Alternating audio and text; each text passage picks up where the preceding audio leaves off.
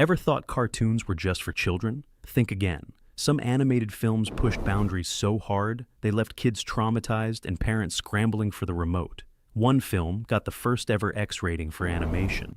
Another was banned for depicting scenes too disturbing for grown-ups, let alone children.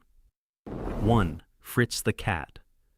Ralph Bakshi shattered every rule in 1972 when he unleashed this feline nightmare onto unsuspecting audiences.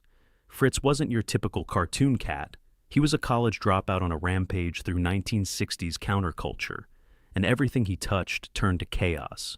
The film follows Fritz as he drops out of school, hooks up with various female characters, starts a race riot, and basically embodied every parent's worst nightmare about what their kids might become. Based on Robert Crumb's underground comics, this wasn't just pushing boundaries, it was obliterating them. The movie cost $700,000 and became the first animated feature to receive an X rating from the MPAA. Audiences expecting Disney-style family entertainment got graphic scenes, drug use, and Fritz's relentless pursuit of hedonistic pleasure instead. The controversy was immediate and massive. What made it even more shocking was that it worked. Fritz the Cat grossed over $90 million worldwide, proving there was a massive appetite for adult animation. Critics were split. Some called it brilliant satire, others labeled it trash.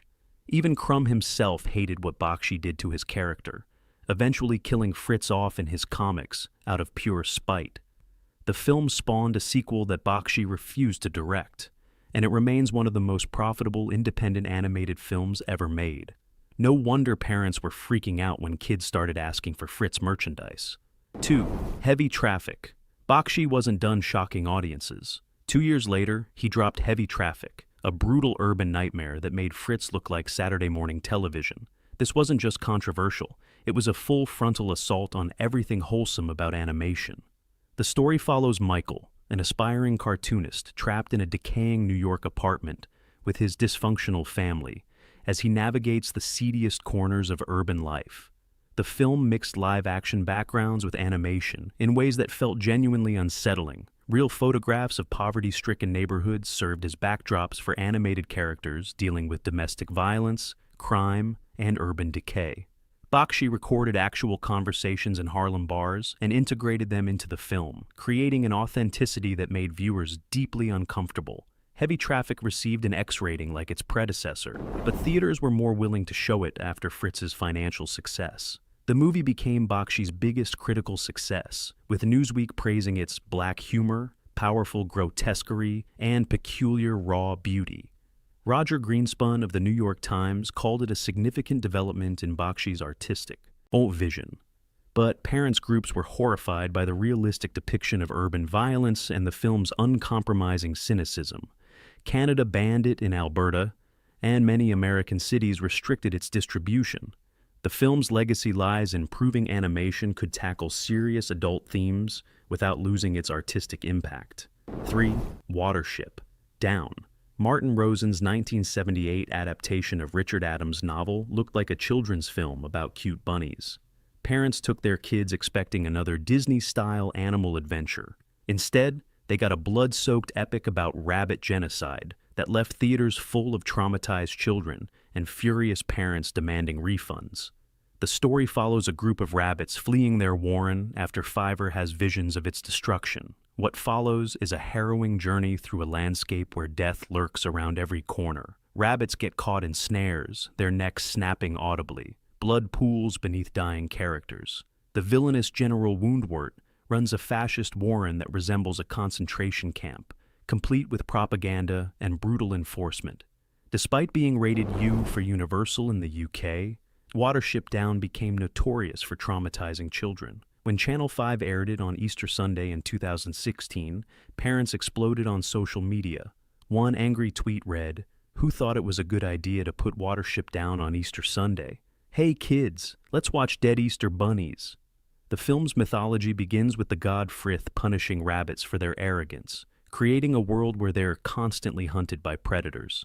The Black Rabbit of Inlay serves as a grim reaper figure, collecting rabbit souls for the afterlife. Roger Ebert's site later described it as having frank depictions of cruelty and oppression, and an obsession with death that pervades every scene. The film's influence on an entire generation cannot be overstated. It taught kids that animated movies could be genuinely frightening, and that cute characters weren't safe from horrible fates. 4. Wizards Bakshi's 1970s fantasy epic seemed perfect for families. Wizards, magic, colorful fairy folk fighting against evil. Parents assumed it would be harmless fantasy fun. They were wrong. Wizards turned out to be a post-apocalyptic nightmare filled with Nazi imagery that left kids confused and parents outraged about what they had accidentally exposed their children to. The story follows Avatar, a good wizard, battling his evil brother, Black Wolf, who discovers ancient Nazi propaganda films and uses them to rally mutant armies. The film literally features footage from World War II documentaries, showing actual Nazi soldiers marching alongside animated demons. Black Wolf's army uses swastikas as symbols, and his rallies deliberately echo Nuremberg gatherings from the Third Reich. What made parents particularly angry was how the film mixed serious historical atrocities with cartoon fantasy. One moment, kids were watching cute fairy folk dancing in magical forests. The next, they were seeing tanks rolling through battlefields, while Nazi propaganda played in the background. The movie earned a PG rating, but 1970s PG was far more permissive than today's standards. The film cost around $1.2 million and made modest profits, but the real controversy came from parents who felt deceived by the marketing. 20th Century Fox promoted it as family entertainment, completely downplaying the dark historical themes. Critics were divided. Some praised Bakshi's ambitious blend of fantasy and political commentary. Others called it confused and inappropriate for children. The movie remains a cult classic, but it effectively ended Bakshi's attempts to make family-friendly films. 5. The Secret of NIMH. Don Bluth's 1982 departure from Disney looked like typical family fare, a mother mouse trying to save her sick child. Instead, audiences got a genuinely dark tale about animal experimentation, deadly machinery, and characters facing real consequences for their actions. This wasn't Disney's sanitized version of nature. It was brutal, unforgiving, and psychologically intense. Mrs. Brisby must move her family before the farmer's plow destroys their home. But her son Timothy is too sick to travel. Her quest leads her to the rats of NIMH, laboratory animals who escaped after being subjected to intelligence-enhancing experiments. The film doesn't shy away from the horror of what these animals endured in the labs. And the rats' enhanced intelligence comes with a profound existential crisis about their place in the world. The movie's violence was shockingly realistic for a children's film. Characters actually died on screen, sometimes brutally. The villain Jenner murders Nicodemus by crushing him with a concrete block, and his death is shown in graphic detail. Dragon the cat poses a constant threat, nearly killing Mrs. Brisby multiple times. The final battle between Jenner and Justin is genuinely vicious, with both characters trying to kill each other. Parents were unprepared for the film's emotional intensity and mature themes.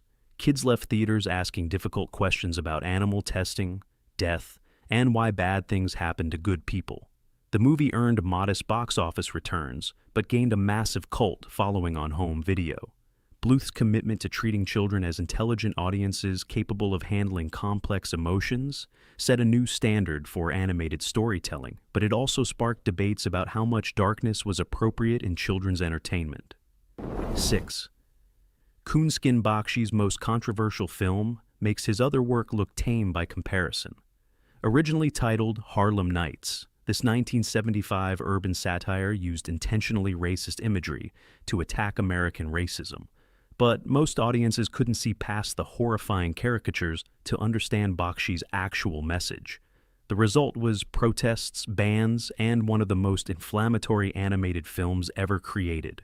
The story reimagines Uncle Remus folktales as a modern crime saga following Brother Rabbit, Brother Bear, and Preacher Fox as they rise through Harlem's criminal underworld.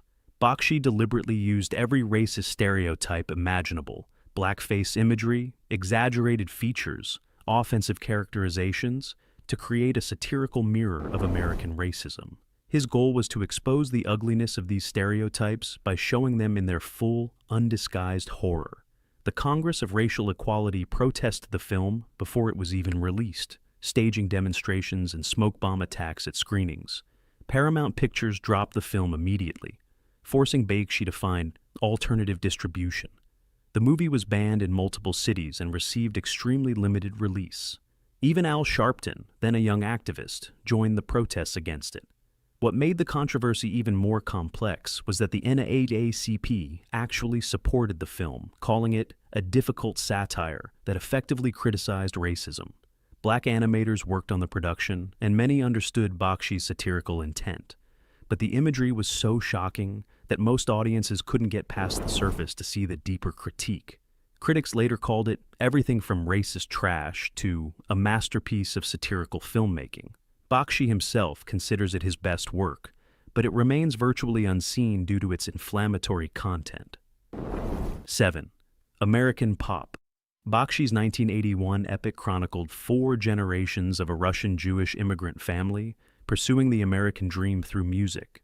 On paper, it sounded like wholesome family entertainment about the evolution of American popular music. In practice, it was a brutal examination of how the entertainment industry chews up and destroys artists, complete with graphic violence, substance abuse, and crushing disappointment.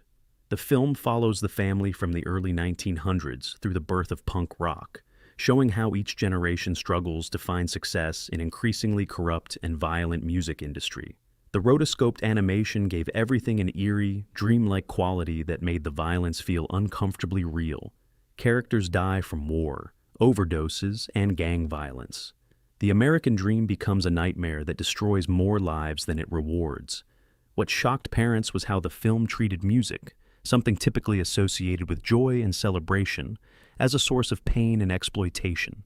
Each generation faces betrayal, addiction, or death in pursuit of success. The movie's depiction of the music industry as controlled by organized crime and corrupt businessmen was particularly disturbing to audiences expecting a celebration of American culture. The film received an R rating and limited distribution, but parents still brought children expecting an educational journey through American music history. Instead, they got graphic depictions of World War I battlefields, drug deals gone wrong, and the brutal reality of artistic ambition in a capitalist system. Critics praised the film's ambitious scope and visual innovation, but audiences were largely put off by its unrelenting cynicism. The movie has gained recognition as one of Bakshi's most mature works, but it remains too dark for most family viewing. 8. The Lord of the Rings. Bakshi's 1978 adaptation of Tolkien's epic seemed like perfect family fantasy entertainment. Parents expected sword and sorcery adventure, suitable for all ages. Instead, they got a genuinely frightening film that used rotoscoping technology to create some of the most disturbing imagery ever put in an animated film. The Black Riders alone gave kids nightmares for years. The movie follows Frodo's journey to destroy the One Ring, but Bakshi's vision was far darker than most expectations. The rotoscoping technique, where live-action footage was traced over to create animation, resulted in characters that moved in uncanny, unsettling ways. The Black Riders appeared as writhing, shadowy forms that seemed to exist between life and death. Battle scenes were genuinely violent, with graphic depictions of warfare that felt more realistic than typical animated fare. What made parents particularly angry was the film's abrupt ending. United Artists marketed it as The Lord of the Rings, without indicating it was only the first part of a planned trilogy. Audiences sat through 2.5 hours of dark fantasy adventure, expecting resolution, only to have the story stop mid-narrative. Kids left theaters confused and scared, parents felt cheated, and Bakshi never got to complete his vision. The film earned back its $8 million budget and more, but fan reaction was largely hostile. Tolkien enthusiasts felt betrayed by the cheap-looking effects and missing conclusion. The movie received mixed critical reviews, with many praising Bakshi's ambitious vision, while criticizing the execution. Despite its flaws, the film introduced many viewers to Tolkien's work and demonstrated that animated fantasy could be genuinely epic in scope. Its influence on later fantasy animation cannot be overstated, even if most remember it more for its problems than its achievements. 9. The Plague Dogs. Martin Rosen followed up Watership Down with an even darker tale about 2 dogs who escape from an animal testing laboratory. If parents thought his rabbit film was traumatic, this 1982 adaptation of Richard Adams' novel pushed animal suffering to genuinely unbearable levels. The movie was so disturbing that many countries refused to release it theatrically. The story follows Roef and Snitter, laboratory animals who break free after being subjected to horrific experiments. Snitter has had his brain surgically altered, causing hallucinations and personality changes. Roef has been repeatedly drowned and revived in endurance tests. Their escape into the wild becomes a desperate struggle for survival, as they're hunted by both humans and their own psychological trauma. The film's depiction of animal experimentation was unflinchingly realistic. Laboratory scenes showed dogs being tortured in the name of science, with detailed animation of medical procedures and animal suffering. Even after escaping, the dogs face starvation, violence from farmers, and the constant threat of recapture. The movie's tone was unrelentingly bleak, offering little hope or comfort for its protagonists. Parents who took children expecting another animated animal adventure instead got a graphic examination of animal cruelty that left kids traumatized and adults questioning what they had just witnessed. The film received limited theatrical release in the United States, with several scenes cut to reduce the graphic content. Many countries banned it entirely or restricted it to adult audiences only. Critics praised the film's emotional power and important message about animal rights, but most agreed it was far too intense for children. The movie remains one of the most psychologically brutal animated films ever made. 10. Fire and Ice. Ralph Bakshi's 1983 sword and sorcery epic looked like fantasy adventure fun, but underneath the barbarian action lay themes of fascism, environmental destruction, and graphic violence that made parents extremely uncomfortable. The film combined fantasy elements with dark political allegory in ways that confused and disturbed young audiences. The story follows Princess Tigra's kidnapping by the evil ice lord Necron, setting up what seems like a typical rescue adventure. But Bakshi filled the narrative with fascist imagery, environmental destruction, and surprisingly graphic violence. Necron's ice kingdom expands across the world, destroying everything in its path, a clear allegory for industrial pollution and totalitarian expansion that went over most children's heads. The film's violence was particularly shocking for an animated fantasy. Characters died brutally on screen, often in ways that emphasized their suffering. The movie's female characters were designed with exaggerated physical attributes that made parents uncomfortable with their children watching. Princess Tigra spends most of the film in revealing outfits that bordered on inappropriate for family viewing. What really disturbed audiences was the film's visual style. Bakshi used rotoscoping to create hyper-realistic character movement, but the technique made everything feel slightly off and unsettling. The combination of realistic violence with fantasy elements created a tone that was neither fully serious nor appropriately playful for children. The movie earned a PG rating, but pushed the boundaries of what that meant in the early 1980s. Critics were largely dismissive, calling the film a shallow exercise in style over substance. Audiences stayed away, making it one of Bakshi's least successful theatrical releases. However, the film gained a cult following on home video, where its striking visual design and Frank Frazetta-inspired artwork attracted fans of fantasy art and animation. 11. The Black Cauldron. Disney's 1985 adaptation of Lloyd Alexander's fantasy novels was supposed to mark the studio's triumphant return to epic storytelling. Instead, it became Disney's most controversial animated film, earning the studio's first PG rating and traumatizing children across America. The movie's dark tone and graphic imagery shocked parents who expected typical Disney magic. The story follows Taran, a young pig keeper who must prevent the evil horned king from obtaining the Black Cauldron and raising an army of undead warriors. But Disney's version was far darker than their usual fare, featuring genuinely frightening villain designs, graphic transformation sequences, and themes of death and resurrection that seemed inappropriate for children. The horned king himself was a nightmare figure, a skeletal sorcerer whose very presence seemed to drain life from everything around him. His plan to raise an army of undead cauldron-born warriors led to scenes of corpses rising from their graves and marching as mindless soldiers. The transformation sequences were particularly disturbing, showing characters being consumed by dark magic in graphic detail. What made parents particularly angry was how the film subverted Disney's established brand. Children expected singing animals and happy endings, instead getting a medieval horror story where main characters faced real danger and death. The movie's violence was unprecedented for Disney, with characters falling into bottomless chasms and being threatened with graphic torture. The film cost $44 million to produce but earned only $21 million domestically, making it one of Disney's biggest financial disasters. Critics called it too dark for children and too simplistic for adults. The movie's failure led Disney to retreat from dark fantasy for decades, returning to more traditional fairy tale adaptations. Jeffrey Katzenberg famously ordered cuts to reduce the violence, but the damage was done. The Black Cauldron had proven that audiences weren't ready for genuinely dark Disney animation. 12. Cool World Bakshi's 1992 return to feature animation was originally conceived as the first animated horror film, blending live action with animation in a story about interdimensional travel between reality and a cartoon universe. Paramount Pictures completely rewrote the concept during production, turning it into a confused mess that satisfied no one and effectively ended Bakshi's theatrical career.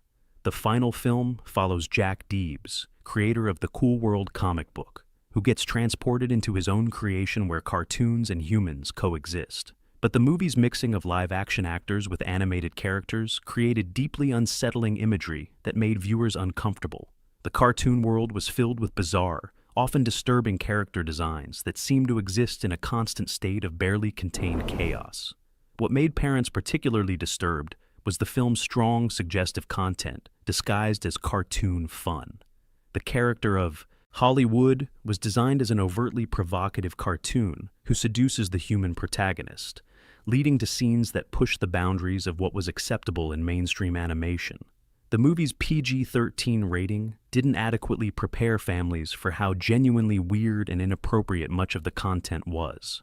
Bakshi disowned the final film, claiming Paramount had completely destroyed his original vision. The studio wanted a Roger Rabbit-style family comedy, while Bakshi intended to create an adult-oriented horror film. The resulting compromise pleased no one, too weird for mainstream audiences, too sanitized for Bakshi fans, and too confusing for children who expected traditional animation. The movie was a massive financial and critical failure, grossing only $5.8 million against its $30 million budget. Critics savaged it as an incoherent mess, and audiences stayed away in droves. The failure convinced Bakshi to leave theatrical animation for good, focusing instead on television work and fine art. Cool World remains a fascinating failure, a glimpse of what might have been if Bakshi had been allowed to complete his original vision. 13. Akira Katsuhiro. Otomo's 1988 cyberpunk masterpiece introduced Western audiences to the possibilities of adult animation, but its extreme violence and disturbing imagery left many parents wishing they'd never heard of anime. The film's influence on animation cannot be overstated, but its content was absolutely not appropriate for children, despite being a cartoon. Set in post-apocalyptic Neo-Tokyo, the story follows Kaneda and Tetsuo, teenage bikers caught up in a government conspiracy involving psychic children and devastating supernatural powers. But the film's depiction of violence was unlike anything Western audiences had seen in animation. Bodies exploded in graphic detail, characters were crushed by psychic forces, and the destruction of Tokyo was rendered with terrifying realism. What shocked parents most was how the film treated its teenage protagonists. These weren't wholesome cartoon heroes, but genuinely troubled kids involved in gang violence, government corruption, and cosmic horror. Tetsuo's transformation from weakling to psychic monster was depicted as both empowering and horrifying, showing his body mutating in disturbing ways as his powers grew beyond control. The movie's violence was particularly graphic during Tetsuo's final transformation, where his psychic powers cause his body to expand into a writhing mass of flesh that consumes everything in its path. The sequence was genuinely nightmarish, combining body horror with existential terror in ways that traumatized viewers expecting typical animated entertainment. Despite its R rating, many parents brought children thinking animation was inherently kid-friendly. The cultural impact was immediate and massive. Akira proved that animation could handle serious science fiction, themes, and adult content. But it also sparked debates about animation's role in entertainment and whether cartoons should ever contain such graphic material. The film's success opened the door for more adult-oriented animation in the West, fundamentally changing how audiences viewed the medium. 14. Heavy Metal. This 1981 anthology film adapted stories from the underground comic magazine, promising science fiction adventure suitable for teenagers. Instead, audiences got an R-rated collection of violent, often misogynistic stories that combined graphic violence with explicit content in ways that shocked mainstream viewers expecting animated science fiction fun. The film presents multiple stories connected by the malevolent Loch Nar, a glowing green orb that corrupts everything it touches. Each segment escalates in violence and inappropriate content, from warriors battling monsters to post-apocalyptic adventures filled with graphic imagery. The movie's approach to female characters was particularly problematic, often depicting women as either victims or overly emphasized characters designed for male fantasy. What made parents especially angry was how the film was marketed to teenagers despite its extreme content. The movie poster and advertising emphasized the science fiction and fantasy elements while downplaying the graphic violence and adult themes. Many parents brought older children expecting something like Star Wars, instead getting explicit content that made them extremely uncomfortable. The Den segment, in particular, featured graphic violence and adult situations that seemed designed specifically to shock audiences. Characters died in brutal ways, often for comedic effect, and the movie's tone shifted wildly between dark humor and genuine horror. The animation quality varied dramatically between segments, with some featuring impressive artistry, while others looked cheap and rushed. Critics were largely dismissive, calling the film juvenile and offensive. Roger Ebert gave it 1.5 stars, writing that it was all flash and style and no substance. The movie earned modest box office returns but gained a cult following on home video, where its anthology format and rock soundtrack found an appreciative audience among fans of underground comics and metal music. 15. The 9 Lives of Fritz the Cat. This 1974 sequel attempted to cash in on the success of Bakshi's original Fritz the Cat, but without Bakshi's involvement or Robert Crumb's approval, the result was a confused, often offensive mess that pushed boundaries for their own sake, rather than making any meaningful satirical points about society or culture. The movie presents 9 different scenarios showing what Fritz's life might have been like, ranging from his experiences as a college radical to his adventures as a space traveler. But without Bakshi's satirical edge or Crumb's underground comic sensibility, the stories became exercises in juvenile shock value rather than meaningful social commentary. What made the film particularly disturbing was how it amplified the worst aspects of the original without any of its redeeming qualities. The movie featured graphic content and offensive stereotypes without the satirical context that gave the first film its artistic legitimacy. Parents who had managed to understand or tolerate the original, Fritz found this sequel completely indefensible. The animation quality was noticeably inferior to Bakshi's work, with cheaper production values and less creative visual storytelling. Many scenes felt like excuses to show inappropriate content rather than serving any narrative purpose. The movie's episodic structure meant there was no character development or thematic coherence to justify its extreme content. Critics universally panned the film, and it performed poorly at the box office. Even fans of the original Fritz the Cat largely rejected it as an inferior cash grab. The movie's failure effectively killed any possibility of further Fritz sequels and demonstrated that pushing boundaries without artistic purpose produces nothing but offensive garbage. It remains a cautionary tale about what happens when controversial content loses its satirical intent and becomes mere exploitation. These films prove animation isn't always innocent fun. Sometimes it's genuinely disturbing art that pushes every boundary imaginable. Each movie on this list sparked outrage, traumatized children, or challenged what audiences thought cartoons could be. Which of these controversial animated films shocked you the most? Did any of them actually improve animation as an art form? Or did they go too far in their quest to be adult-oriented? Leave your thoughts in the comments, and tell us which banned or controversial animated film you think deserves to be rediscovered. Are there any boundaries that animation should never cross? Or is everything fair game in the name of artistic expression?